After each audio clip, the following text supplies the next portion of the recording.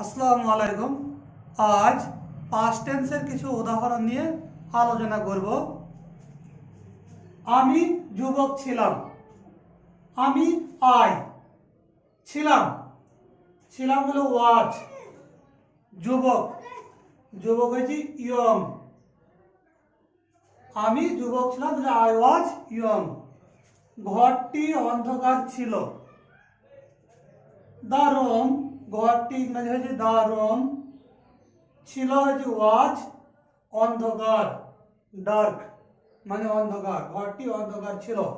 তিনি পীড়িত ছিলেন বা অসুস্থ ছিলেন। তাহলে তিনি হি ছিলেন ওয়াজ, এটা এক বছর মধ্যে ওয়াজ হয়েছে ওয়াজ। পীড়িত হলো ইল, পীড়িত বা অসুস্থ ইল। তোমরা গরিব ছিলে। তোমরা গরিব ছিলে, ইউ ওয়ার। যখন বহু বচন হবে তখন হবে ওয়ার, আর গরিব ইংরেজি হলো পুর। তোমরা গরিব ছিলে। তারা ধনী ছিলেন। তারা দে দে মানে তারা, ছিলেন হলো ওয়ার।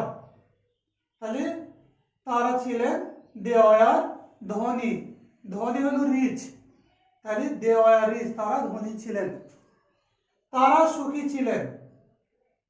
দে, তারা হলো দে, ছিলেন হচ্ছে ওয়ার, তারা ছিলেন সুখী, হ্যাপি, হ্যাপি মানে সুখী, তারা সুখী ছিলেন। আমরা নির্বোধ ছিলাম। আমরা উই, উই মানে হলো আমরা, ছিলাম ওয়ার, আমরা ছিলাম নির্বোধ, ফলিশ।